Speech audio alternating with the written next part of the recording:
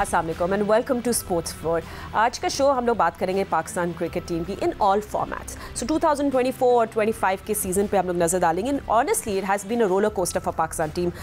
Test matches हमने सिर्फ 9 खेले, कुछ हार्ट ब्रेक्स भी हुए, सिर्फ 3 जीते हमने test matches, 17 ODI, mix bag और T20s वहाँ भी इनकन्सिस्टेंसी का सिलसिला जारी है। तो एक तरफ हम देख रहे हैं टेस्ट में Shan Masood is making runs, दूसरी तरफ स्ट्राइक रेट पे सवाल हो रहे हैं। नुमान और साजिद ने टेस्ट में बहुत अच्छे कर रहे हैं, they've taken 70 wickets and और फैंस का आई थिंक सबसे बड़ा सवाल है, and we will be doing that right now, कि हम किस फॉर्मेट में हम सबसे ज़्यादा स्ट्रॉन्ग है, विच फॉर्मेट इज़ मोर पॉपुलर, वो तो आप लोगों को पता ही होगा।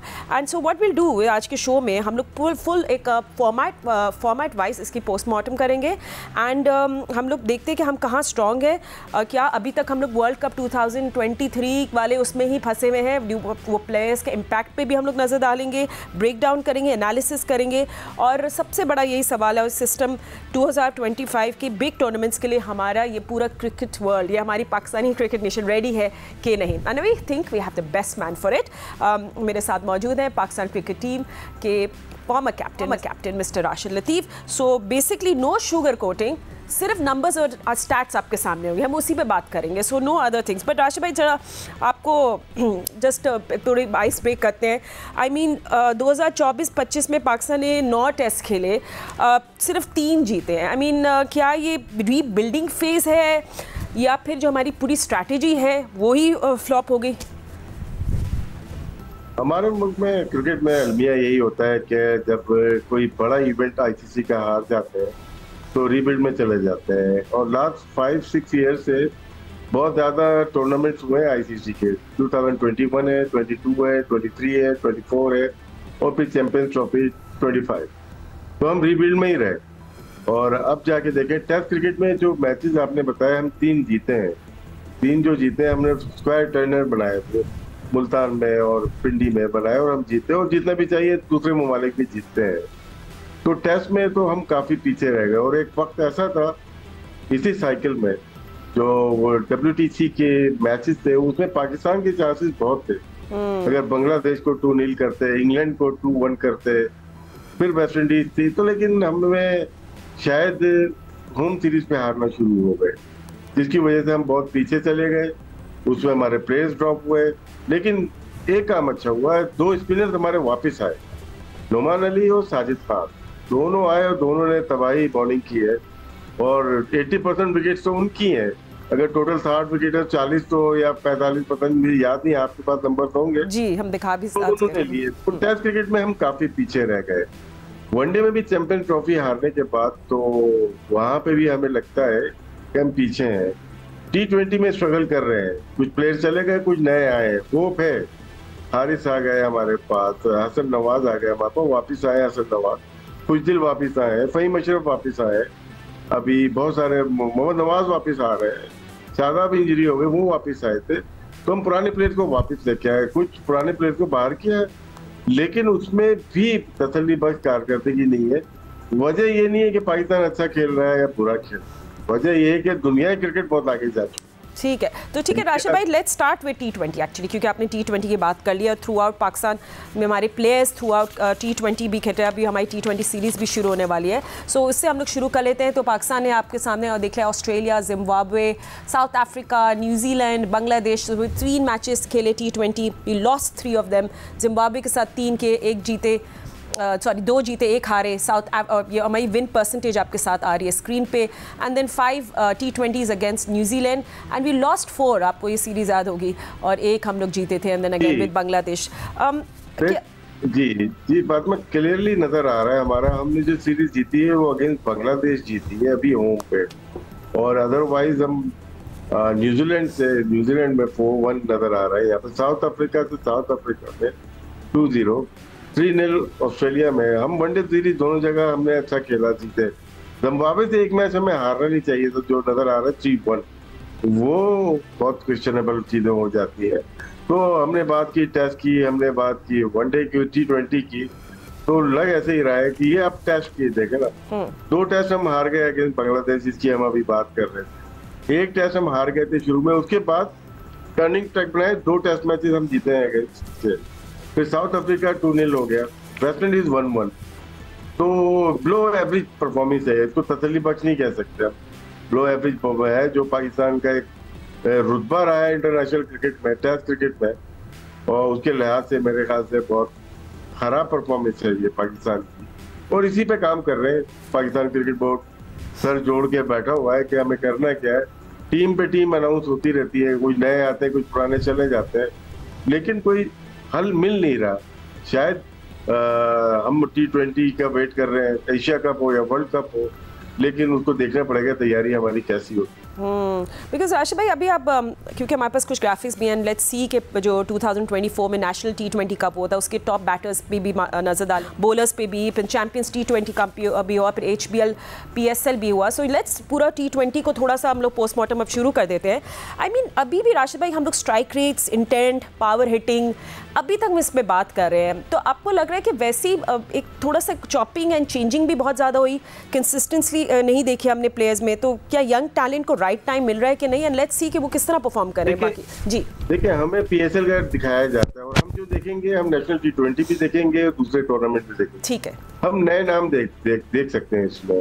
अगर हम देखते हैं तो इसमें मिर्जा ताहिर एक है, मोहम्मद फाइक है जिसका 205 का स्ट्राइक रेट है, तो PCB ने भी इनको आइडेंटिफाई किया। अब्दुल्ला फजल वेरी गुड प्लेयर, बाकी जो नाम है वो रिपीट हो रहे हैं, लेकिन हम इसमें आइडेंटिफाई करेंगे यार ये 2-3 प्लेयर आ रहे हैं, इसके ऊपर PCB फोकस है। नो डाउट ये PSL नहीं खेले, हम लोग की आदत बन गई है, सिलेक्शन कमेटी की भी, अवाम की, जब तक टीवी पे नहीं करते ना PSL में, हम सिलेक्ट ही नहीं करते। सिलेक्शन वो है जो यहाँ से रॉ टैलेंट उठाए, और इतना पता होना चाहिए कि ये जाएगा तो ये बाहर कर देगा Babar Azam.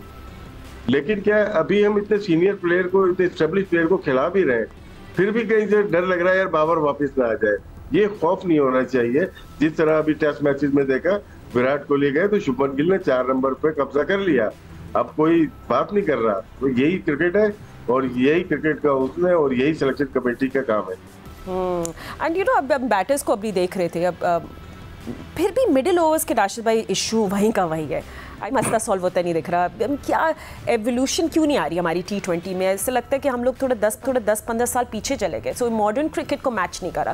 And let's see कि बाकी चैंपियंस T20 कप का भी दिखाते हैं आपको टॉप बैटर्स, प्लीज कंटिन्यू। जी, इसमें जो आप बात कर रही हैं, इसमें हम लोग फोकस ज़्यादा 3 टॉप के बैट्समैन के ऊपर हमारा रहता है, और जो हम टॉप परफॉर्मर टीम में लेके आ जाते हैं। मेरी रिक्वायरमेंट 5 नंबर की है, अगर हुसैन तलब की है तो मैं नहीं खिलाऊंगा, मैं एक ओपनर को वहां पे 5 नंबर पे लेके आ जाऊंगा, लेकिन मिडिल ऑर्डर की जगह मिडिल ऑर्डर हम नहीं खिलाएंगे। पास में हमने खिलाया। अच्छा ये देखें, बॉलिंग को देखें, अब मैं बॉलिंग पे आ रहा हूँ, मादरत मैं बॉलिंग पे आ रहा हूँ, क्योंकि हमें स्पेशलिस्ट स्पिनर चाहिए। हमारे पास ऑलराउंडर आ जाते हैं, जैसे मोहम्मद नवाज आ जाते हैं, या शादाब आ जाते हैं, 2 ऑलराउंडर है। पहले हफीज या शोएब मलिक बॉलिंग करते थे। यहाँ पे जो बॉलिंग है, उस्मान तारिक अगर हम देखते हैं, ये स्पेशलिस्ट बॉलर है, और आपके साथ अगर मैं देखूंगा अबरार है, वो स्पेशलिस्ट बॉलर है। यहाँ पे हमें उस्मान तारिक नजर आ रहे हैं। चैंपियन T20 कप में 2024, ये 3 टूर्नामेंट है, उसने 5.9 की इकॉनमी रेट, 14 विकेट्स हैं इनके। हमें इनको देखना पड़ेगा, हमें इनको लेके आना पड़ेगा कहीं ना कहीं, अगर तो PCB अलाउ करेगा इनके एक्शन को। तो अगर हम आगे जाते हैं और भी टूर्नामेंट को हम देखते हैं, उसमें कौन कौन से बॉलर आ जाते हैं, तो वो आप सही से नजर आ जाएगा कि हमें ये बॉलर्स भी मिल सकते हैं फ्यूचर में, जो कि सिर्फ स्पेशलिस्ट हो बॉलिंग में, स्पिन में। हमारे पास सिर्फ इस वक्त अबरार है जो कि एक है, जो कि टीम में सेट हो सकते हैं, लेकिन यहाँ पे किसी की भी कोई गारंटी नहीं है। बिल्कुल, जिस तरह आप बात करें अबरार का भी, उनके इम्पैक्ट है, वो मिस्ट्री स्पिनर है, मिडिल ओवर्स पे कंट्रोल करते हैं, तो स्ट्रेंथ यही है कि वो पार्टनरशिप तोड़ते हैं, और specially in middle overs. So is good, आप सही कह रहे हैं। हमारे पे T20 पे स्पिनर्स की हम लोग बात करें, बट क्या अब हम लोग दिखाते हैं आपको वापस लेट्स शो मोर हमारे bowlers the other tournament as well. क्या HBL PSL पे चले देख लेते हैं, फिर उसके बाद नेशनल T20 और चैंपियंस T20 कप पे भी नजर डालेंगे कि कौन से बॉलर्स इम्पैक्ट डाल रहे हैं। तो ऑफ कोर्स जी इसमें अगर हम PSL में आ जाते हैं, अबरार स्पेशलिस्ट स्पिनर है ना, उनके 17 विकेट्स हैं, 7.3 का इकॉनमी रेट है। शादाब की अच्छी परफॉर्मेंस रही है, इमाद वसीम की रही है। उस्मान तारिक को फिर देखते हैं यहाँ पे, 5 मैचेस 10 विकेट 7.9, ये स्पेशलिस्ट हमारे बॉलर है। आसिफ आफरीदी अच्छे हुए, लेकिन वो एज 38-39 हो गई है, लेकिन अबरार, मैं देखना चाहूंगा ऑलराउंडर के अलावा अबरार एंड उस्मान तारिक दो ऐसे बॉलर हैं जो कि इस दफा उसामा मीर परफॉर्म नहीं कर पाए, वरना वो हर साल PSL में होते थे। तो ये दिखाने का मकसद ये है कि हमें फोकस करना पड़ेगा। अभी सुफियान मुकीम भी है, हमारे पास 3 स्पिनर जो स्पेशलिस्ट है, हमने आइडेंटिफाई किया हुआ है। एंड यू नो फ्यूचर के लिए भी हम लोग बात करें, जैसे आप कह रहे थे मतलब मैंने भी लिखा था कि उसामा मीर पे हम लोग आप जैसे बात कर रहे थे, मे बी उनका ये साल नहीं था, but then again Zaman Khan और आमिर जमाल, हम उनको कहाँ सेटल होते हुए देख रहे हैं फ्यूचर पिक्स में या कहाँ? देखिए, जमान खान का कह सकते हैं कि हमने थोड़ा सा उसको दूर किया T20 क्रिकेट से। वो ऐसा बॉलर था जो कि वेरिएशन थी। हमने देखा लाहौर कलंदर से भी जब जीते हैं वो इस साल 2 साल पहले, उनको लास्ट ओवर डेथ में वो करते थे और कामयाब थे। ये तो बहुत कामयाब रहे हैं। वो चैंपियंस T20 कप का भी आ गया उसामा मीर और उसका आ गया। अब हम बात कर रहे थे जमान खान की, तो वो एक थे शायद उनको निगलेक्ट किया गया, मुझे ऐसा लगता है। आमिर जमाल बहुत बड़ी परफॉर्मेंस नहीं दे सके, इंजरी के बाद वो सेम बॉलर नहीं रहे। वो टेस्ट और वनडे में आप कह सकते हैं, T20 में थोड़ा अग्रेसिवली बॉलिंग करते हैं वो, जिसमें मार लगने का ज्यादा खदशा होता है। कराची किंग्स में भी कुछ मैचेस वो खेले, टैलेंट बहुत ज्यादा है, लेकिन शायद पाकिस्तान के पास जो टैलेंट पूल है बॉलिंग का, फास्ट बॉलिंग का, शायद उसमें वो पूरा नहीं उतरता। इवन मोहम्मद हसनैन दूर हो गए, हालांकि वो अभी आए थे और उनकी पेस भी थी, लेकिन अभी परफॉर्मेंस देखते हैं वो पीछे हो गए। शाहीन बाहर हो गए, उसके बाद इंजरी देखें कितने बॉलर के साथ हो गई। तो हमें बॉलिंग में, हम स्पिन की बात कर रहे हैं, आगे जाके 6-8 महीने में फास्ट बॉलिंग का भी थोड़ा मसाइल लग रहे हैं हमें। And you no Haris Rauf की मैं बात करना चाहूँगी राशिद भाई आपसे, बट क्योंकि मुझे ब्रेक लेनी है, बट उन कितना इम्पैक्टफुल प्लेयर है वो T20 में, specially in death overs, we know that. Rauf भी जो है ना वो इनकंसिस्टेंट रहे, तो मैच तो जितवाते थे, but what's going on there, इस पे भी हम लोग बात करेंगे just after short break. Don't go anywhere.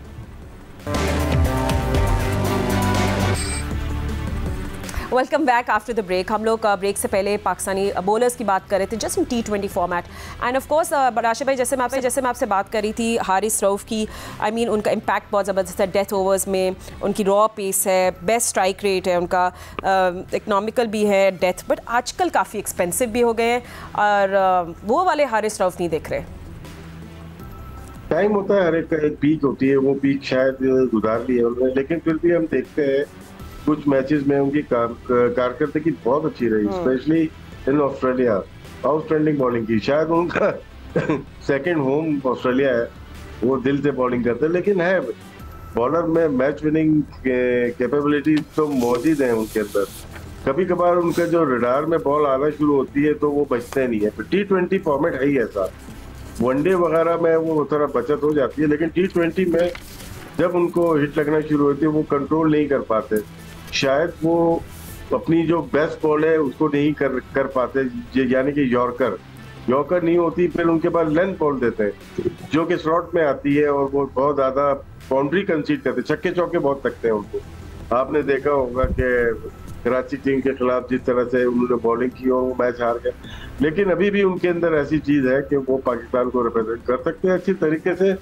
अभी दूसरा जो आया है, उनकी जो बॉडी शेप है उसमें इंजरी नहीं होती थी उनको, अभी जो इंजरी हुई है अमेरिका में वो एक कंसर्न है पाकिस्तान क्रिकेट के लिए, बोर्ड के लिए, क्योंकि ऑलरेडी हमारे काफी बॉलर्स हमारे अनफिट है और शाहीन भी शोल्डर इंजरी के बाद सेम, नसीम शाह भी सेम नहीं रहे, लेकिन हारिस को अपने आप को टेक केयर करनी पड़ेगी क्योंकि क्रिकेट बहुत ज्यादा है, वो हर जगह खेल रहे हैं, तो यहाँ पे उनको अपना वर्कलोड मैनेज करना पड़ेगा।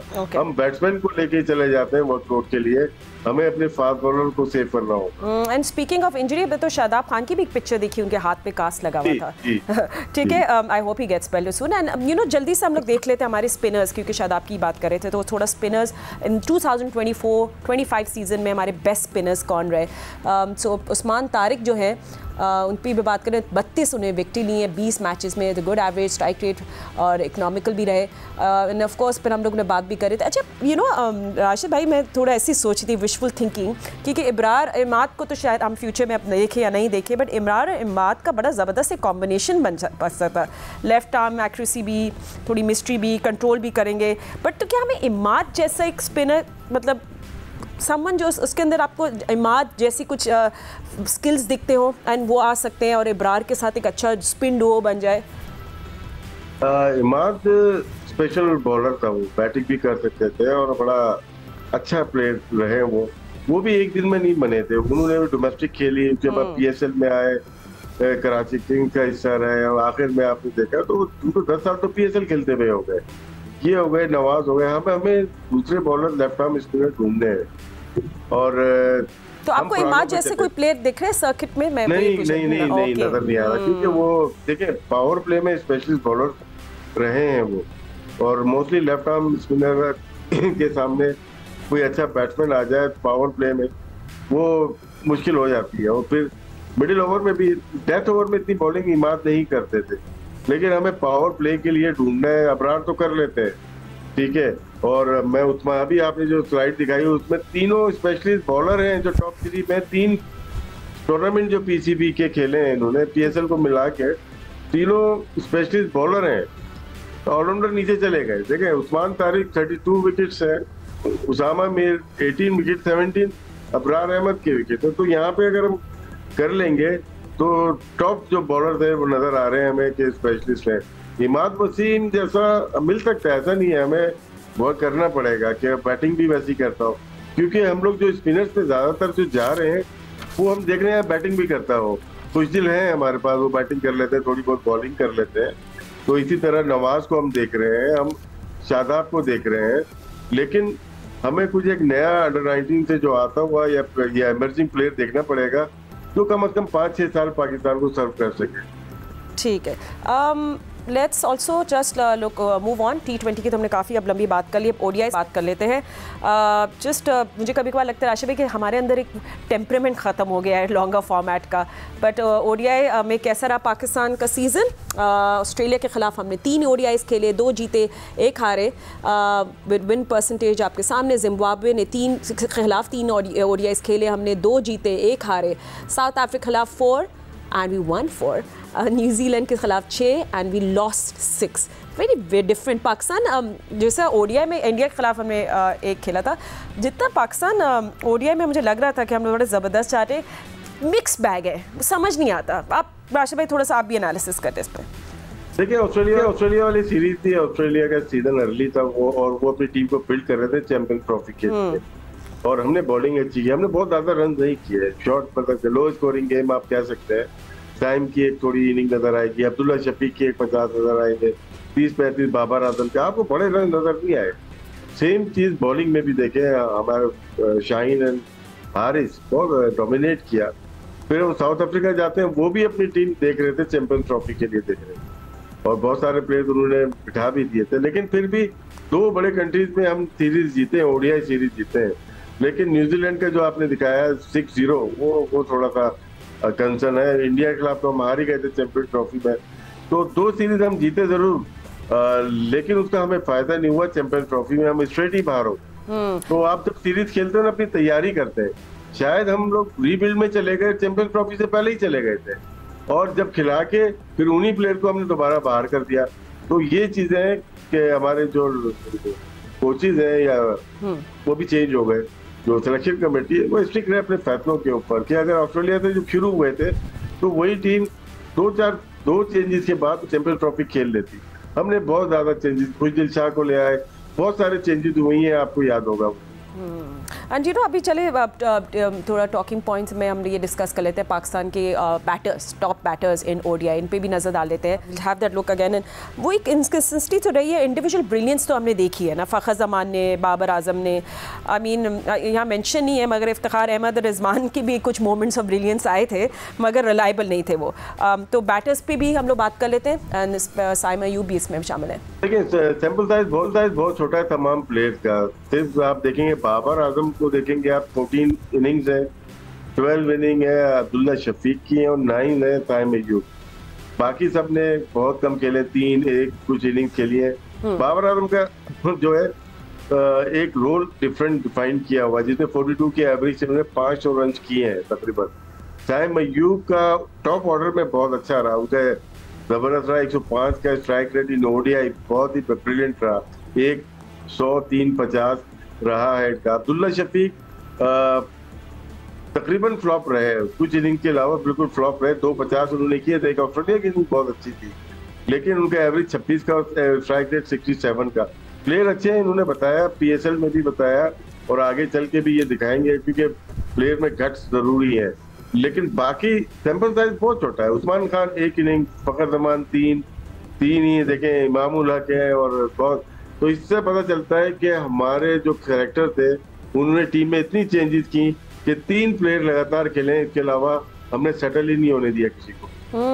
एंड यू नो, अब आप वैसे हम लोग एक कंसिस्टेंट प्लेइंग 11 में भी आपको पता है वर्ल्ड कप के बाद हम सेटल नहीं हो पा रहे। आपको लगता है कि हमारे पास एक अच्छा ब्लेंड है of young and experience player जो होना चाहिए? आई मीन हम कहाँ लैक कर रहे हैं? ओडीआई की प्लेइंग 11 क्वेश्चन मार्क हो जाता है। हम लोग ओडीआई और टेस्ट मैच की अगर बात करते हैं तो हम लोग कंसिस्टेंट नहीं है बिल्कुल भी। मैं छोटी सी मिसाल दूंगा आपको, 2021 हो, 22 हो, 23 हो, 24, 25 हो जाए, ऑस्ट्रेलिया की बॉलिंग अभी जो टेस्ट मैच खेल रही थी कनाडा में, वही सेम बॉलर 4 बॉलर खेल रहे थे जो कि वर्ल्ड कप में भी जितवाया उन्होंने, जिसमें नेथन लाइन एक ऐसे ओडीआई नहीं खेलते, कमिंग, स्टार्क एंड हैजलवुड। तो क्या उनके पास 1500-1600 विकेट्स हैं। ऐसा थोड़ी रोजाना चेंज थोड़ी करते हैं, वो वर्कलोड मैनेज करते हैं अपना, वो भी करते हैं, ऐसा नहीं है। लेकिन उनकी टीम बॉलिंग तो बॉलिंग ही जितवाती है आपको। टेस्ट में 2 दफा बॉलिंग ही जितवाएगी। ट्रू, बैटिंग ठीक है, सपोर्ट होता है, लेकिन वही चीज हमें अपने यहाँ लेके आते हैं।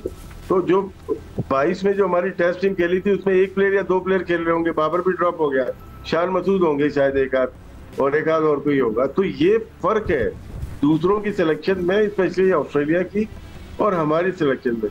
हमें थोड़ा कंसिस्टेंट होना पड़ेगा, बिलीव करना पड़ेगा कि हम जिसको लेके आ रहे हैं वो सही प्लेयर है।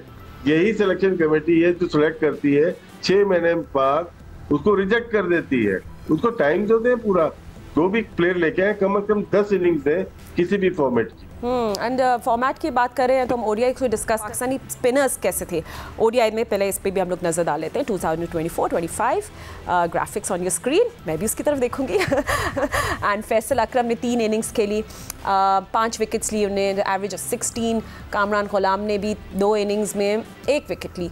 आई मीन स्टैंड आउट बॉलर तो आपके सामने हैं 2, एक तो ऑफ कोर्स अब्रार अहमद जिन्होंने 9 इनिंग्स में ही took 15 wickets, and then Agha Salman जिन्होंने 13 इनिंग्स में 12 विकेट्स ली। सो यस, यू नो, वही आप बात कर रहे थे, इस पर भी हम लोग थोड़ी बात कर लेते हैं, Pakistani spinners in this format. Rashid भाई देखिए ना, इसमें साइम अय्यूब आ रहे हैं। साइम अय्यूब का आने का मतलब है कि आपका 6वां 7वां स्पिनर आपके इसमें आ रहा है। सलमान अली आगा भी इसमें आ रहे हैं और खुशदिल शाह भी इसमें आ रहे हैं जी। तो आपको पता होना चाहिए कि इनके मैचेस 5, 13 और 6 मैचेस हैं, और अबरार के 9 मैचेस हैं। सुफियान मुकीम और फैसल अकरम वेरी टैलेंटेड, उनके 3 मैचेस हैं। बाकी आप इस लिस्ट देखें, सलमान अली आगा, खुशदिल शाह, साइम अय्यूब, कामरान गुलाम आपकी स्पिन बॉलिंग अटैक में ओडीआई में है। तो आप ओडीआई में क्यों पीछे हैं? तो आपका ये स्ट्रेट बता रहे हैं, ये टेम्पलेट, ये टेबल बता रहे हैं आपको कि आपके पास स्पिनर क्वालिटी के मौजूद नहीं है। जो है अबरार पे बिलीव हम कर सकते हैं, वो सुफियान मुकीम तक आपने खिलाया ही नहीं सुफियान को मतलब चैंपियंस ट्रॉफी में, तो खुद गलती करते हैं, फिर उसी को दोबारा सिलेक्ट कर लेते हैं। तो 3 महीने, 4 महीने, 6 महीने का जो गैप आया, तो वहीं तो प्लेयर खराब होता है, उसको मेंटली तौर पे आप टॉर्चर करते हैं। तो हर कोई मेंटली इतना टफ नहीं होता कि वापस आके परफॉर्म कर सके। तो ये आपको टेबल शक्ल बता रही है कि हमारे जो पास बॉलर है वो फैसल अकरम, सुफियान मुकीम, अबरार, 3 ऐसे बॉलर हैं। 2 के मैचेस कम है, एक ने 9 मैचेस खेले में, वो नजर आ रहा है, बाकी सारे बैट्समैन है। ठीक है। अच्छा, अब लोग स्पिनर्स की बात करें तो जल्दी से हम साथ साथ आपको पेसर्स की भी बात कर लेते हैं। ओडीआई में हमने देखा है शादाब एंड नसीम ने शेयर करते हैं द न्यू बॉल, बट वही again lack of support middle overs में। शादाब खान भी बिल्कुल इनकंसिस्टेंट रहे थे। तो यू नो, ओडीआई बॉलिंग जो है हमारी लैक कर रही है डिफेंसिव कंट्रोल। राशिद भाई, स्पेशली जो हमारा 30 से 45 वाला फेज आता है, इसमें we not taking wickets. So let's, आप भी देखिए नंबर्स जी।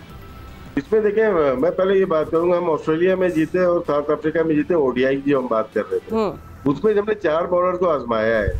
शाहीन 11 इनिंग्स में 23 विकेट, हारिस 13 मैच में इनिंग्स में 19 विकेट, नसीम शाह 13 में 18, और आखिर में मोहम्मद हसनैन को ले 6 में 5। ये आपके मेन बॉलर रहे हैं 2 सीरीज में, और आप रिजल्ट देख लें, नंबर ऑफ मैचेस से आपको पता चल रहा है। आकिब जावेद अभी गए थे वहां पे, बहुत सक्सेसफुल नहीं रहे। Mohammad Wasim central contracted player है, इंजर्ड ज्यादा रहते हैं, 2 मैचेस मिले इनको, बहुत ज्यादा सक्सेसफुल नहीं रहे, 6.9 की इकॉनमी रेट। आमिर जमाल आपके सामने है, तो आपके पास 4 नजर आ गए बॉलर जो आपके हैं, जिन पे हमें कंसिस्टेंट परफॉर्म करवाना चाहिए। हसनैन पे काम करना चाहिए मजीद। हसनैन ऐसा बॉलर है जो कि मजीद बेहतर हो सकता है। बाकी जितने भी हैं इंजरीज के ऊपर ज्यादा जा रहे हो। और मोहम्मद वसीम जूनियर, अब्बास आफरीदी भी ट्राई किया मगर वो भी कंसिस्टेंट नहीं रहे। नसीम शाह को टी20 में अच्छा मुकाम बना रहे हैं, हल्के हल्के टीम के अंदर इन हो रहे हैं टी20 में, लेकिन वनडे में भी वो आ सकते हैं। लेकिन टी20 में अगर देखा जाए तो अब्बास आफरीदी अच्छा ऑप्शन है हमारे। ठीक है, चले और भी बात हम ज़रूर करते, मगर यस नसीम शाह को भी अपना थोड़े इंजरी मैनेजमेंट को सही करना पड़ेगा और उन्हें लॉन्गर फॉर्मेट खेलना है। बट एनीवे हम लोग यहाँ एक छोटी सी ब्रेक ले लेते हैं। Conversation still going on, stay with us.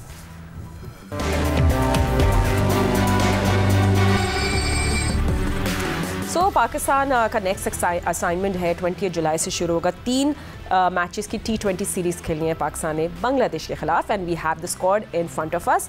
I mean Salman Ali Agha जो है वो कंटिन्यू करेंगे बीइंग द कैप्टन, एंड उसमें आप देख लें अबरार अहमद है, मैं अल्फ़ाबेटिकल ऑर्डर से पढ़ी हुई, अहमद दानियाल, फ़हीम अशरफ, फ़खर ज़मान, हसन नवाज़, हुसैन तलत, खुशदिल शाह, मोहम्मद अब्बास आफरीदी, मोहम्मद हारिस, मोहम्मद नवाज़, साहबजादा फरहान, साइम अयूब, सलमान मिर्ज़ा एंड सूफियान मुकीम। तो राशिद भाई, आपको जैसे क्या लग रही है कि मतलब how do you like the team? I mean seniors को रेस्ट कराया गया है बेसिकली, कि अब पीसीबी अभी फोकस कर रही है मोर ऑन डेवलपमेंट, और बड़े बड़े नाम नहीं है। आई थिंक बहुत सारे लोग कह रहे हैं बॉलिंग तो अच्छी लग ही नहीं रही है, मगर अगर आपने रीबिल्डिंग करनी है तो कुछ रिस्क और कुछ चेंजेस तो करने होंगे।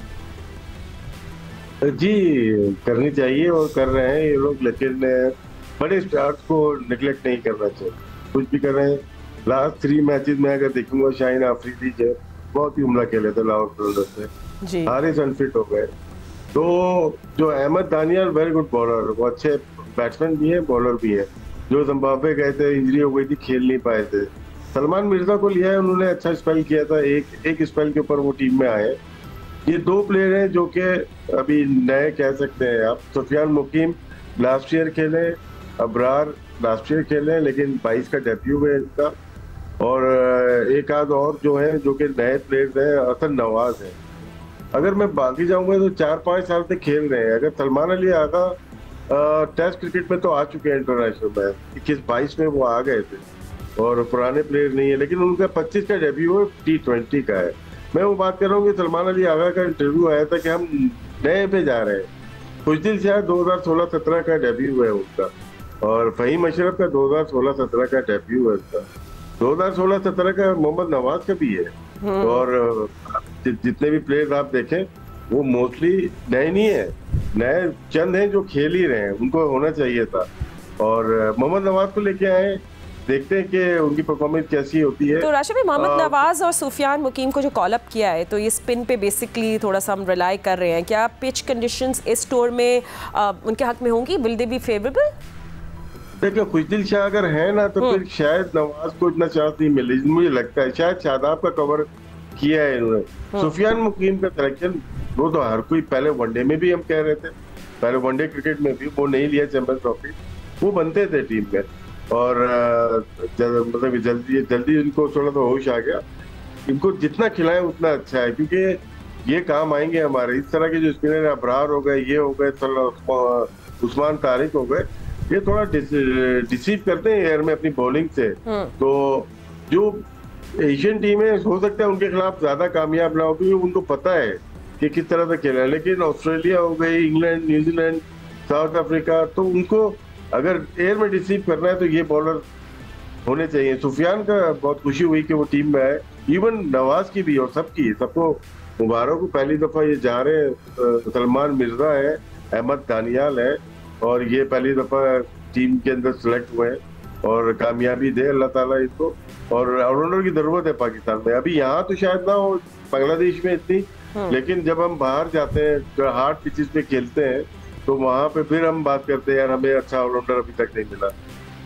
बहुत सारे लोग हसन अली के भी पूछ रहे हैं कि वो भी, उनको भी इंक्लूजन नहीं की, ये हर्ट करेगा पाकिस्तान टीम को। आई डोंट चले लेट्स सी, ये तो उनकी प्लानिंग है। शायद काउंटी खेल रहे हैं, शायद उस वजह से उन्होंने कहा होगा कि वो खेल ही रहे हैं, बेटर क्रिकेट खेल रहे हैं, एनवायरनमेंट अच्छा है, तो शायद ये वजह हो। अच्छा, इंटरेस्टिंगली मैं स्क्वाड देख रही हूँ तो हमारे पास 2 विकेट कीपर्स हैं, मोहम्मद हारिस और फिर साहबजादा फरहान। क्या बैकअप किसको करा जाएगा? मोहम्मद हारिस को ही देखेंगे ज़्यादातर या हम लोग शायद कोई? जी देखिए, विकेट कीपर फरहान ने 119 मैच में 7 में कीपिंग की है, तो मैं तो कीपर नहीं मानता ना उनको, तो कीपर आपको स्पेशलिस्ट देखना पड़ेगा। देखें कोई नजर होगा, हम दस्ताने पहना देते हैं किसी भी बैट्समैन को, वो जाती है। अभी मैं एक मैच देख रहा था, ख्वाजा नाफे को भी कीपर बना रहे हैं। ये वो कौम है माजरत के साथ जो कि रिजवान से कीपिंग के लिए उतरवा देंगे और शाहीन को भी बोलेंगे कीपिंग में तुम्हारा ज्यादा, शाहीन कीपिंग में कर लो। तो ये एटीट्यूड है इन लोगों का। साहबजादा फरहान ज्यादती कर रहे हैं आप। हमने उमर अकमल को, यही ब्रीड है, यही लोग हैं। उमर अकमल को 2015 में सरफराज के ऊपर हमने एज ए विकेट कीपर खिलाया, उसने कैच भी कर लिए 5। लेकिन ऐसा नहीं होता कि आप कीपर के ऊपर एक बैट्समैन को दस्ताने पहनाते हैं, ये विकेट कीपर की तौहीन है। और माइक हैसन जब अपनी स्क्वाड के साथ जा रहे हैं, ट्रैवल कर रहे हैं, उनकी लॉन्ग टर्म विजन क्या हमें अब कब दिखेगी, या हमें कुछ चीज़ें तो दिख रही हैं? मुझे एक सवाल करना है आपसे, मुझे यकीन नहीं है इसका, क्योंकि वजह जो निकालने की बनी थी कि जैसन गिलेस्पी की और गैरी कर्स्टन की, और कि वो पाकिस्तान में नहीं रहना चाहते, यहाँ पे कॉन्ट्रैक्ट में उनका दिन नहीं है। क्या अजहर महमूद के दिन यहाँ पे हैं? क्या माइक हैसन यहाँ पे रुके थे? क्या ये सवाल है जो कि लमाम पूछ रही है, हमसे भी पूछते हैं। हमें क्या पता, जब निकालना होता है तो बोलते हैं लाहौर में नहीं रहते, और जब रखना होता है तो जैसे भी रख ले। माइक हैसन अभी तक जो कोचिंग स्टाफ लिया है ना, अपने ही लेके आ गए, अभी अपनी मनमानी कर रहे हैं। पाकिस्तान बहुत डिफिकल्ट प्लेस है खेलने के लिए भी और खिलाने के लिए भी, और पाकिस्तान में कभी खेलने वाले का प्रॉब्लम नहीं रहा, खिलाने वाले का रहा।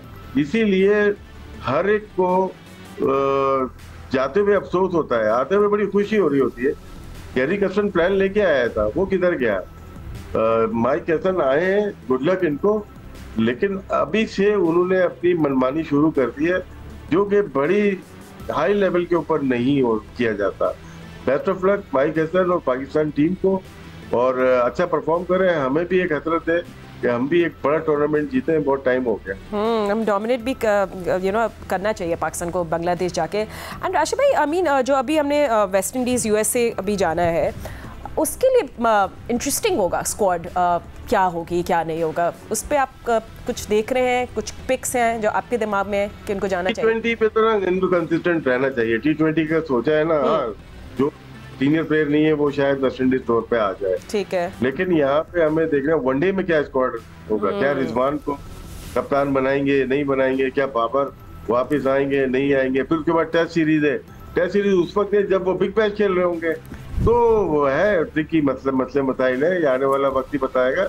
लेकिन वनडे में तो जगह बनती है, इन दोनों की, शाहीन की, सबकी जगह बनती है वनडे में। ठीक है, तो फ़खर जमान, खुशल शाह, हुसैन तलत, साइम अयूब, ये मिडिल ऑर्डर सफिशिएंट रहेगी कि नहीं? हमारे बॉलर्स के साथ परफॉर्म करेंगे?